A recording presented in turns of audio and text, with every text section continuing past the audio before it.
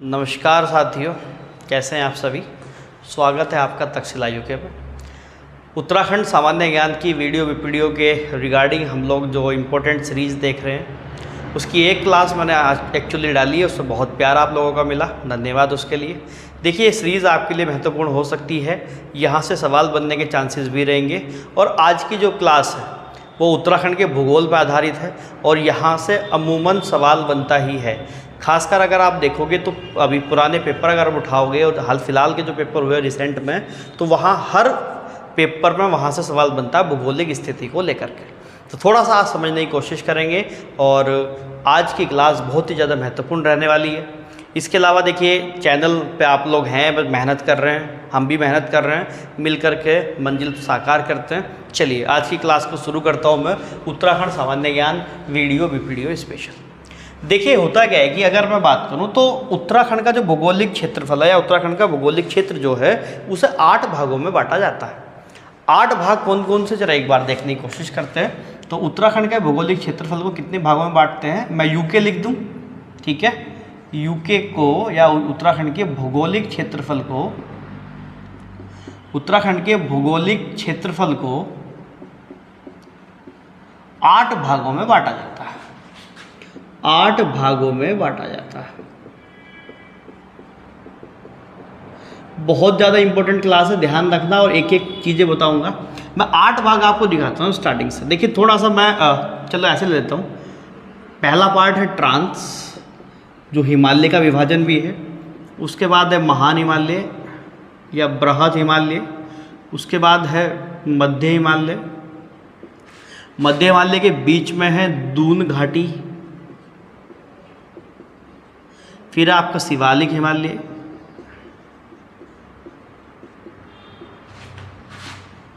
फिर भावर,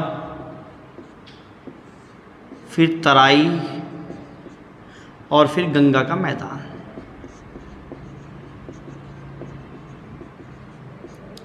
तो कुल मिलाकर के 8 भाग हैं। 1 2 3 4 5 6 7 8। ध्यान से देखेंगे, पहले ट्रांस, फिर महान, फिर मध्य, दून घाटी, शिवालिक, भावर, तराई और फिर गंगा का मैदान। जो पहले 4 पार्ट हैं, यानी कि ट्रांस, मध्य, इस महान, मध्य और शिवालिक, ये उत्तराखंड के अंदर हिमालय के वर्गीकरण के अंदर भी आता है। तो मैं क्या करूँगा, पहले 4 पार्ट दिखाऊंगा आप लोगों को, उसके बाद ये 4 पार्ट उसमें डालूंगा। तो ये दोनों पार्ट आपके क्या हो जाएंगे, यहाँ से पूरे हो जाएंगे। और आप देखोगे कि यहाँ से सवाल बनते हैं और बहुत इंपॉर्टेंट सवाल बनते हैं, जिसे हम लोग छोड़ नहीं सकते, ठीक है। मैं शुरुआत करूँगा कहाँ से, गंगा के मैदान से, ठीक है। चलिए, तो पहला पार्ट मैं आपको दिखाता हूँ, गंगा का मैदानी भाग। चलिए शुरू करते हैं। ध्यान से चलना, एक एक बात समझाऊंगा, एक एक बात को क्लियर करेंगे। आइए, तो 8 भागों में बांटा गया है, जिसमें पहला पार्ट है गंगा का मैदानी भाग। पहला पार्ट है गंगा का मैदानी भाग। देखो, गंगा के मैदानी भाग की बात करें, सबसे पहले अगर हम बात करें तो गंगा क्या है, इधर से आती है भागीरथी, अलकनंदा। अलकनंदा में संगम होता है किसका, भागीरथी का।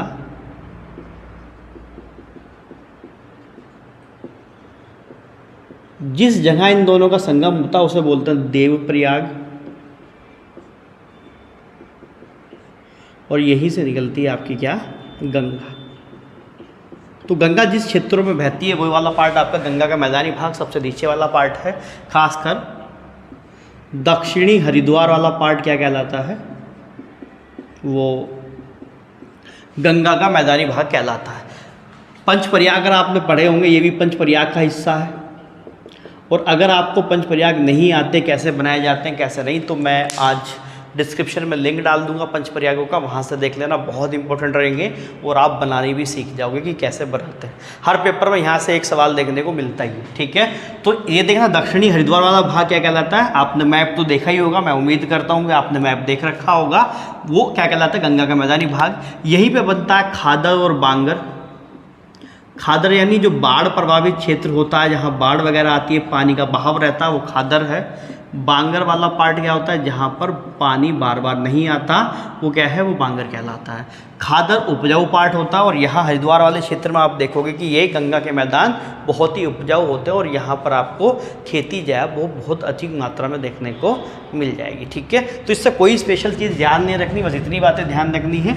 दूसरी पार्ट उसमें बात करेंगे, ये इंपॉर्टेंट है। इसके बाद बात करूँ तो तराई क्षेत्र के बारे में, मैं नीचे से ऊपर की तरफ चल रहा हूँ। तराई क्षेत्र, तराई क्षेत्र एक तरीके से अधिकांशतः ये आपका उधम सिंह नगर वाला पार्ट है,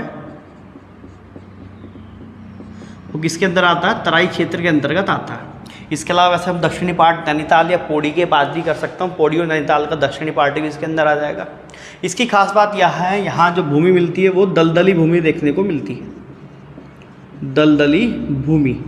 पेपर में आपके सवाल बनता है कि जो पाताल तोड़ कुएं हैं, पाताल तोड़ कुएं,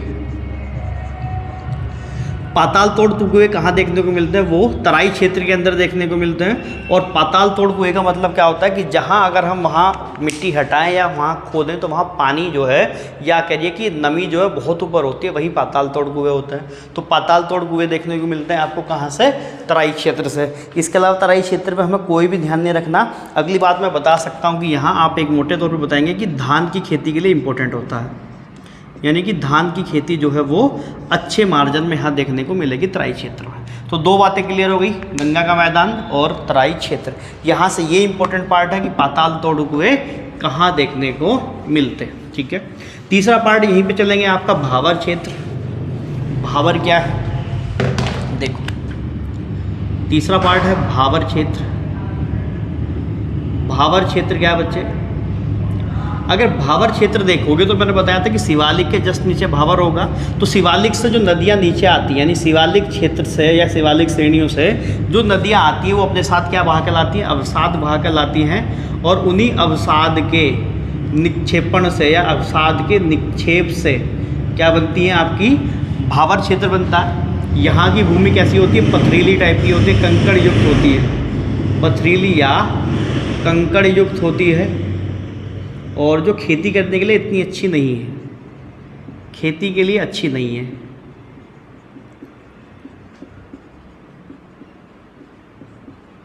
ठीक है, बस भावर क्षेत्र में ये ज़्यादा ध्यान नहीं रखना आपने।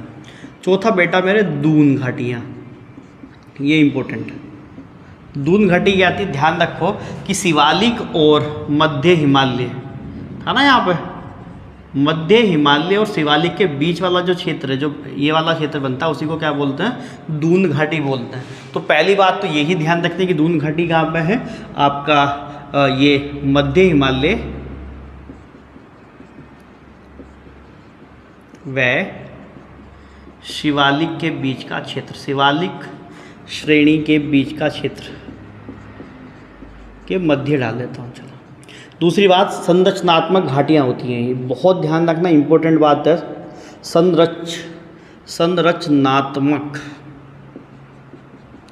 संरचनात्मक घाटियाँ बहुत महत्वपूर्ण चीज़ है। ठीक है, बहुत इंपॉर्टेंट बता रहा हूँ कि ये क्या होती है, संरचनात्मक घाटियाँ होती है। कई बार पेपर में सीधा सीधा पूछा जाता है। ठीक, अब देखो यहाँ का सबसे प्रसिद्ध जो दून है वो देहरादून है, और दून घाटियों की सबसे खास बात ये होती है कि यहाँ वातावरण टेम्परेचर बहुत अच्छा होता है, ऊंचाई वगैरह ज़्यादा देखने को नहीं मिलती। तो इसकी जो औसत ऊंचाई अगर हम डालना चाहें यहाँ पे तो वो डाल सकते हैं, वो 350 से 750 मीटर है। जैसे इससे कोई ज़्यादा अंतर नहीं पड़ता है। इसकी बात बस ये है कि यहाँ घनत्व थोड़ा सा ज़्यादा मिलेगा, लोग बाग रहना पसंद करेंगे। ठीक है, ये आप ध्यान रख सकते हैं। और यहाँ का सबसे प्रसिद्ध दून कौन सा है, देहरादून है। इसके अलावा देखो, अगर आप नैनीताल का जिक्र करते हैं तो नैनीताल में आपने देखा होगा नंधौर दून, एक नैनीताल मिलेगा आपको पाटली या पतली, कहीं कहीं पतली बोलते हैं, पतली दून। और एक उत्तरकाशी की बात करेंगे तो वहाँ मिलेगा हर की दून।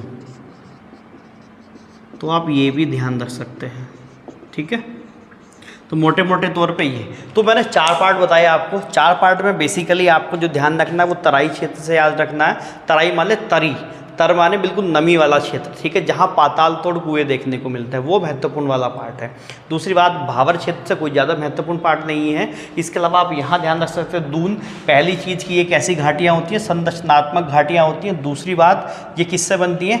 संरचना के माध्यम से बनती है, वहाँ जो बहाव होता है उसके माध्यम से बनती है। दूसरी बात, मध्य हिमालय व शिवालिक श्रेणी के बीच वाला जो पार्ट होता है वो दून घाटी कहलाता है। महत्वपूर्ण देहरादून है। और आप मुझे बताएंगे कि देहरादून को बसाने का श्रेय किससे दे सकते हैं हम लोग? यहाँ किस व्यक्ति ने आकर के दून घाटी में डेरा डाला था जिसकी वजह से देहरादून कहलाया? देखिए, जितने भी सवाल आपसे पूछते हैं उसके कमेंट जरूर किया कीजिए आप लोग। अगर वास्तव में आप लोग हमारे साथ जुड़े हैं या हमसे एक तरीके से संवाद आप लोग करते हैं तो उसका आंसर जरूर दिया करें, जो भी सवाल आपसे पूछा जाता है, ताकि हमें ये लगे कि आप भी हमारे साथ उतने ही इन्वॉल्व हैं जितने हम आपके साथ इन्वॉल्व हैं। ठीक है, देखिए, आप और हम साथ मिलके ही आगे बढ़ पाएंगे, ना तो हम अपने आप आगे बढ़ पाएंगे ना आप आगे बढ़ पाओगे। जब हम साथ मिलेंगे तो आगे बढ़ पाएंगे। तो मुझे उम्मीद है कि जब हम लोग सवाल यहाँ से करते हैं तो आप लोग उसका जवाब किया कीजिए। ठीक है, चलिए अब देखो यहाँ इंपॉर्टेंट पार्ट आता है, अब हिमालय वाला पार्ट। अब उस हिमालय वाले पार्ट को मैं आपको दिखाता हूँ। ठीक है, ये मोस्ट इंपॉर्टेंट पार्ट है। वो उत्तराखंड के 8 भौगोलिक क्षेत्रफल की भी बात आती है और साथ साथ इसकी भी बात आती है कि उत्तराखंड के अंदर जो हिमालय का विभाजन है वो किस तरीके से होता है। आप सबसे पहले इसमें ये देख सकते हैं या ऐसे कर सकते हैं कि उत्तराखंड में हिमालय, मैं आपको थोड़ा सा दिखा देता हूँ, आप मोटे तौर पे देख लेंगे।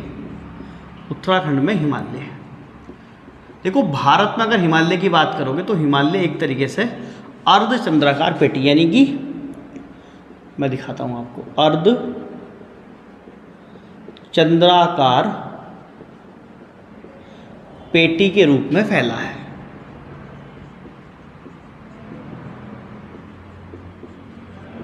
जैसे अगर आप मोटे तौर पे आप भारत देखोगे तो भारत को आप यहाँ देखोगे एक मोटे तौर पे, तो हिमालय कुछ ऐसा फैला हुआ है। ऐसे ही तो फैला है, ये फिर यहाँ आ गया क्या? ऐसा है, अर्धचंद्राकार पेटी के रूप में फैला है। जैसे हिमालय के अगर हम पार्ट करें तो एक तो हो गया पश्चिमी हिमालय,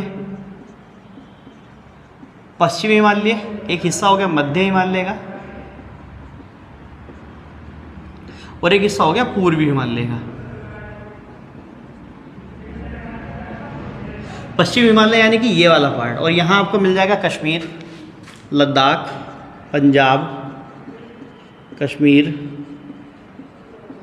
लद्दाख, पंजाब, ये वाला पार्ट मिल जाएगा। मध्य हिमालय में आता है उत्तराखंड,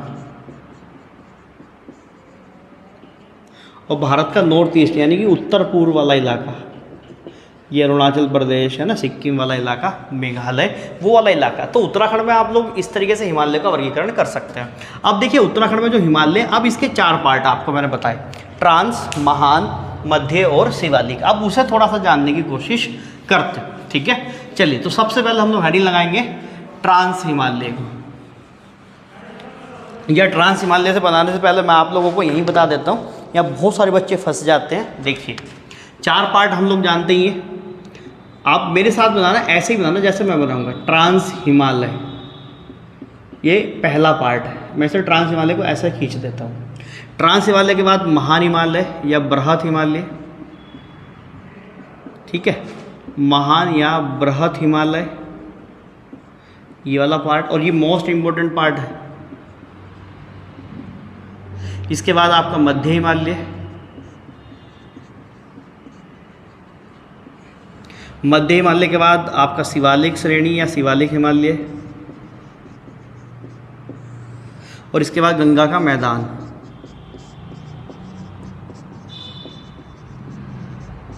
यही पार्ट बनेंगे।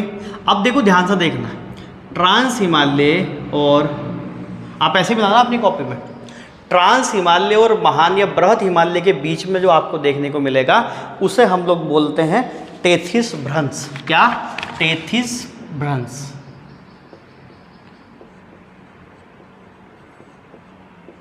टेथिस भ्रंश, इसी को बोलते हैं हम लोग हिंज लाइन, इसी का दूसरा नाम हिंज लाइन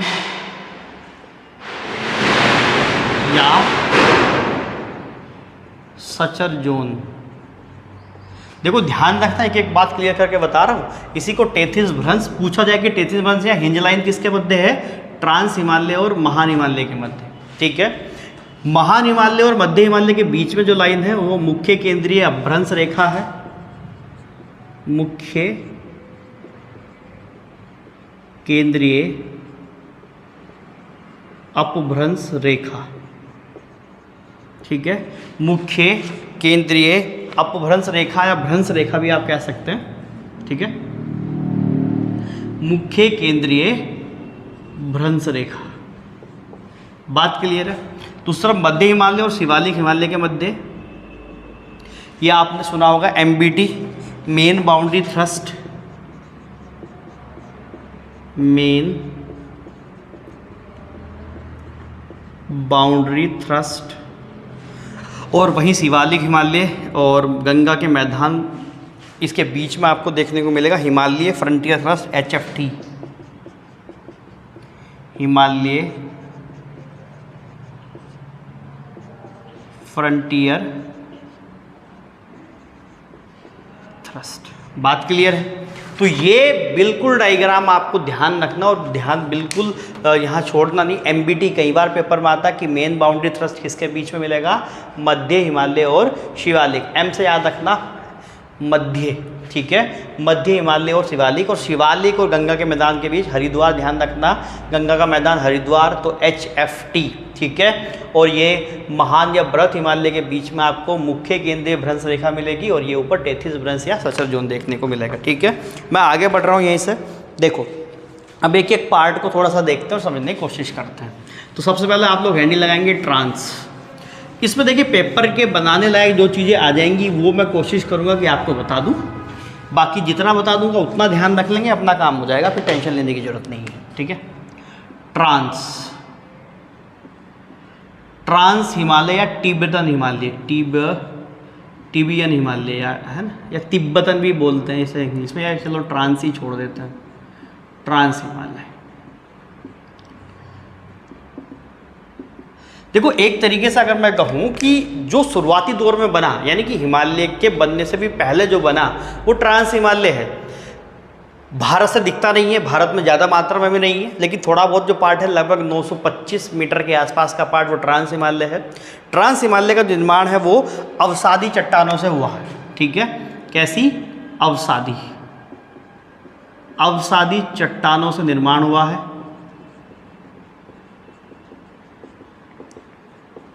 दूसरी बात जो आपको इसमें ध्यान रखनी वो इसकी औसत ऊंचाई है। औसत ऊंचाई देखिए ये ज़्यादा ऊंचा नहीं है, इसकी औसत ऊंचाई 2500 से 3500 मीटर के आसपास मिल जाएगी। और यहाँ की एक खास का श्रेणी है जैक्सर श्रेणी, जो कहाँ देखने को मिलती है, इसी वाले इलाके में देखने को मिलती है। इसके अलावा यहाँ बहुत सारे आपको क्या मिलेंगे, यहाँ आप मोटे तौर पे देखेंगे तो दर्रे हैं, माणा, नीति, एक तरीके से आपका लिपू लेक, दर्रा, वो सारे के सारे कहाँ मिलेंगे, वो आपको ट्रांस हिमालय का पार्ट मिलेगा। ट्रांस हिमालय देखोगे तो एक तरीके से मोटे मोटे तौर पे जो आपको ये पिथौरागढ़ वाला जो इलाका है वो, मतलब ये कहाँ देखने को मिलता है, एक तो पिथौरागढ़, यानी कि ऊंचे वाले इलाके जो भी हैं, एक पिथौरागढ़ है, दूसरा चमोली हो जाएगा और तीसरा आपका उत्तरकाशी वाला पार्ट हो जाएगा। तो ये वाले जो पार्ट है, इन्हीं पार्टों में आपको क्या मिलेगा, ट्रांस हिमालय देखने को मिलेगा, ठीक है। यहाँ बेसिकली ध्यान रखना जैक्सर श्रेणी का ध्यान रखना, अधिकतर यही पेपर में बन सकता है। इसके अलावा ट्रांस में हमें कुछ भी ध्यान रखने की ज़रूरत है नहीं, ठीक है। दूसरा पार्ट यहाँ पे बनता है जैक्सर के बाद, ये बड़ा पार्ट है दूसरा और ये इम्पोर्टेंट है। सबसे पहली बात, इसे एक नहीं कई सारे नामों से जाना जाता है, जैसे महान हिमालय, बृहत हिमालय, ठीक है, हिमाद्री। इसके अलावा आप इसे कहोगे कि उच्च हिमालय, मुख्य हिमालय, ग्रेटर हिमालय, ठीक है। और इसका एक नाम मिलता है आंतरिक हिमालय। कई बार गलती करता है बच्चा आंतरिक को लेकर के, ठीक है, ध्यान रखना। महान हिमालय या महान या ग्रेटर हिमालय को क्या कह रहे हैं हम लोग, आंतरिक हिमालय के नाम से जानते हैं, आंतरिक हिमालय, ठीक है प्यारो, ध्यान रखना, इंपॉर्टेंट बनता है, महत्वपूर्ण बनता है। ये आपने देख लिया कि ट्रांस के बाद का जो दूसरा हिस्सा वो कौन सा है, वो आंतरिक हिमालय, मुख्य हिमालय या महान हिमालय का है, मुख्य भी बोल देते हैं इसको। इसकी जो खास बात हमें ध्यान में रखनी वो है इसकी ऊंचाई। इसकी औसत ऊंचाई, इसकी ऊंचाई बहुत ज़्यादा है। मोटे तौर पे देखोगे तो 4500 मीटर से लगभग 7000 7817 यानी कि 7817 या 16 मीटर भी आजकल कह सकते हो, क्योंकि यही पेपर से नंदा देवी की ऊंचाई पूछी गई थी। तो वो नंदा देवी कहाँ पड़ती है, वो इसी में पड़ती है, जो उत्तराखंड की सबसे बड़ी चोटी है और भारत की नंबर दूसरे पर चोटी है, 7816 मीटर। इसके अलावा मैं जितने भी पर्वत मोटे मोटे इंपॉर्टेंट पर्वत है उन सबकी ऊंचाई मैं एक जगह पर डाल दूंगा। अभी बस केवल आप इतना ध्यान रख सकते हैं। इसके अलावा देखो यहाँ से आपको ध्यान रखना है कि इसके जो मुख्य निवासी हैं, किसके, ग्रेटर या महान के, वो भोटिया हैं। भोटिया जनजाति हमारे यहाँ जो है वो यहाँ की मुख्य निवासी मानी जाती है। ठीक है, ध्यान रखेंगे आप लोग, वो यहाँ की मुख्य निवासी मानी जाती है। इसके अलावा यहाँ सब इम्पोर्टेंट बात जो है वो ये है कि जो फूलों की घाटी है, ये कई बार पेपर में बनता है कि फूलों की घाटी किसका हिस्सा है, तो बच्चे वो महान हिमालय का हिस्सा है। बिल्कुल ध्यान रखना, मोस्ट इम्पोर्टेंट बात है फूलों की घाटी को लेकर के। और इसके अलावा जिसके जो उच्च क्षेत्र हैं उन क्षेत्रों में बहुत कम वर्षा होती है। ध्यान रखना कि महान हिमालय के या ग्रेटर हिमालय के उच्च क्षेत्रों में बहुत कम वर्षा देखने को मिलती है। ये भी महत्वपूर्ण पार्ट है। तो बताना इसमें कि ऊपरी क्षेत्रों में सबसे कम वर्षा मिलती है, इसके ऊपरी क्षेत्रों में सबसे कम वर्षा वो देखने को मिलेगी आपको। ठीक है, तो लगभग आपकी 40 से 80 सेंटीमीटर के आसपास मिलती है। तो आपको ये ध्यान रखना। तो ये आपका पार्ट रहा कौन सा, महान या ग्रेटर हिमालय। इसके अलावा इसमें कुछ नहीं डालेंगे मैं। तीसरा यहीं पे देखते हैं लघु या मध्य हिमालय। लघु या मध्य हिमालय, ठीक है, ये सबसे ज़्यादा क्षेत्र में फैला हुआ है, 9 जिलों के अंदर फैला है। तो कभी आपको पूछा जाए कि अधिकतर उत्तराखंड के अंदर कौन सा हिमालय ज़्यादा है, तो वो लघु या मध्य हिमालय आप बताएंगे। वो सर्वाधिक 9 जिलों के अंदर फैला है। इसके अलावा मसूरी, देवबंद या रानीखेत ऐसे जो क्षेत्र हैं वो सारे के सारे किसमें, लघु हिमालय के अंदर हैं। इसमें जो मुझे आपको बताना है मोटे तौर पर, इसकी जो औसतन ऊँचाई है वो 1200 से 4500 मीटर के आसपास है। ठीक है, 1200 से 4500 मीटर के आसपास है, ये ध्यान रखना है। और इसमें जो मोस्ट इम्पोर्टेंट पार्ट है इस वाले हिमालय का, जो हमारे पेपर के लिए सबसे महत्वपूर्ण है, वो ये है कि शीतोष्ण कटिबंधीय सदाबहार वन देखने को मिलते हैं। शीतोष्ण कटिबंधीय सदाबहार वन। और इस वनों का सबसे मुख्य जो पेड़ है वो है चीड़ का वृक्ष। ठीक है, तो पेपर में ये भी बन सकता है कि चीड़ का जो वृक्ष है वो कहाँ देखने को मिलता है, वो लघु या मध्य हिमालय के आसपास वाले क्षेत्र में देखने को मिलेगा। तो ये महत्वपूर्ण पार्ट आपको इसमें ध्यान रखना है। इसके अलावा अंतिम बचता है आपका शिवालिक वाला क्षेत्र। तो शिवालिक देख लेते हैं, चलिए। तो शिवालिक क्षेत्र नंबर चौथा पार्ट इसमें बन जाता है, शिवालिक क्षेत्र। और देखो ये ध्यान रखना, शिवालिक क्षेत्र यानी हिमालय का बाहर वाला पार्ट आ जाता है, इसलिए इसे बाह्य हिमालय भी बोलते हैं। क्या बोलते हैं, बाह्य हिमालय। मैंने बताया था ना आपको भी बना करके किस तरीके से बनाते हैं। ये ध्यान रखना कि आंतरिक हिमालय किसे बोलते हैं। शुरुआती तौर पे जब आपने मध्य हिमालय, ग्रेट हिमालय को बताया था, वही क्या कहलाया आपका आंतरिक हिमालय। और बाह्य हिमालय की बात करेंगे तो कौन सा आपका शिवालिक वाला पार्ट क्या कहलाएगा, बाह्य हिमालय कहलाएगा। यहाँ देखिए इंपॉर्टेंट बात है, देखो हिमालय का नीचे वाला पार्ट है, पहले ट्रांस, फिर महान, फिर मध्य और फिर शिवालिक। तो इसलिए इसे हिमालय का पैर बोलते हैं। क्या बोलते हैं, हिमालय का पैर या हिमालय का पाद कहा जाता है। पहली बात तो ये ध्यान रखना है। दूसरी बात यहीं पे महत्वपूर्ण बात है कि इसमें 700 से 1200 मीटर ये औसत ऊंचाई, एवरेज ऊंचाई मानी जाती है। ठीक है, ध्यान रखना। इसी से एक सवाल बताऊंगा, PCS 2010 में आया था, अभी बताता हूँ क्या है। इसके अलावा शिवालिक में हमें ध्यान रखना है कि हिमालय का सबसे नवीन भाग ये शिवालिक ही है। हिमालय का सबसे नवीन भाग यही है। इसके अलावा खनिज की दृष्टि से सबसे महत्वपूर्ण हिमालय का पार्ट यही कि खनिज की दृष्टि से सबसे महत्वपूर्ण है ये। खनिज की दृष्टि से सबसे महत्वपूर्ण, इसलिए इसे उत्तराखंड का हृदय स्थल बोलते हैं। उत्तराखंड का हृदय स्थल। ठीक है, और लास्ट चीज इसमें है कि सर्वाधिक वर्षा वाले क्षेत्र भी आपको यहीं देखने को मिलेंगे। सर्वाधिक वर्षा वाले क्षेत्र, यानी कि 200-250 सेंटीमीटर वाला इलाका। ठीक है, तो बस इतनी बात ध्यान रखनी है शिवालिक में। देखो यहाँ से एक सवाल आया था पेपर में, मैं थोड़ा सा आपको दिखा देता हूँ। वहाँ उसमें पूछा गया था, देखो यहाँ ये नोट कर लिया होगा मेरे हिसाब से। देखिए किसी भी चीज़ को ना बहुत अच्छे से पढ़ाया जाता है। देखो मैं आपको अपने नोट्स दिखाऊँ यहाँ पर, तो ये मैप है। तो हम लोगों ने क्या किया है कि मैप के अंदर, मैं ऐसे ही क्लास में भी पढ़ाता हूँ, ऑफलाइन क्लास कभी आप में से जो लक्सर क्षेत्र के आसपास होंगे तो वो हमें ऑफलाइन भी ज्वाइन कर सकते हैं। हम लोग जल्द ही नया बैच बनाने वाले हैं। तो आप देखो मैंने मैप के अंदर से पूरी तरीके से डिवाइस किया, यहाँ कौन सा महान हिमालय है, कौन सी जैक्सा श्रेणी कहाँ पे है, इसके अलावा शिवालिक कहाँ है, बाबर कहाँ है, बाह्य हिमालय कहाँ है, किसके अंदर क्या क्या चीज़ें, एक एक चीज़ को हम लोग बहुत अच्छे से ध्यान से देखते चलते हैं। ठीक है, देखो यहाँ से PCS 2010 में एक सवाल आया था। क्या आया था थोड़ा सा देखना, जब मैं बताने की कोशिश कर रहा हूँ। एक्चुअली होता क्या है कि मैंने ऊंचाई जो बताई है, ऊंचाई अलग अलग तरीके से देखी जा सकती है। यहाँ मैंने बताया कि 700 से 1200 मीटर औसत ऊंचाई है। तो देखो यहाँ PCS 2010 के अंदर एक सवाल आया था। सवाल क्या था, सवाल पूछा गया था कि शिवालिक श्रेणी की ऊंचाई बताइए। ठीक है, ध्यान रखना, पूछा क्या गया था कि शिवालिक श्रेणियों की कितनी ऊँचाई है। ऑप्शन डाल देता हूँ, 850 से 1200 मीटर, एक था 750 से 1000 मीटर, एक था 750 से 1500 मीटर, और दूसरा था 750 से 1300 मीटर।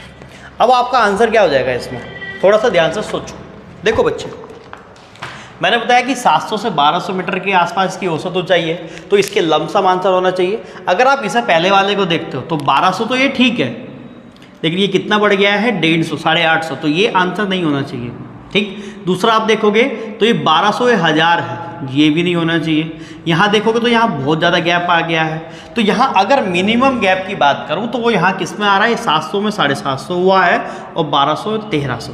तो ये पेपर PCS 2010 का सवाल था, जिसका आंसर क्या हो जाएगा, 750 से 1300 मीटर हो जाएगी। ठीक, तो इसी तरीके से आपको सवाल भी देखने होते हैं। इसके अलावा मैंने आपको बताया था कि उत्तराखंड के लिए आप लोग क्या काम कर सकते हैं। परीक्षा वाणी का लेटेस्ट एडिशन आया जिसमें प्रीवियस ईयर दिया गया है, तो कम से कम उसे आप फटाफट सब के सब देख लीजिए, वो महत्वपूर्ण रहने वाली है। ठीक है, बाकी आप मेहनत से पढ़ते रहिए। आज की क्लास में बस इतनी बातें हैं। आप बहुत अच्छे से, मुझे उम्मीद है कि समझ पाए होंगे, और अगर समझ पाए होंगे तो दोस्तों तक शेयर कर देना भाई। ठीक है, और अगर हम अपनी उपयोगिता को साबित कर पा रहे होंगे, आपको लगता है कि बात कुछ ठीक ठाक बता रहे होंगे, तो चैनल सब्सक्राइब जरूर कर लेना और बेल आइकन जरूर दबा लेना, जिससे कोई भी नोटिफिकेशन या कोई भी वीडियो आप मिस ना कर पाएँ। ठीक है, चलिए फिर मुलाकात होगी अगली क्लास में, तब तक के लिए बहुत बहुत धन्यवाद। जय हिंद।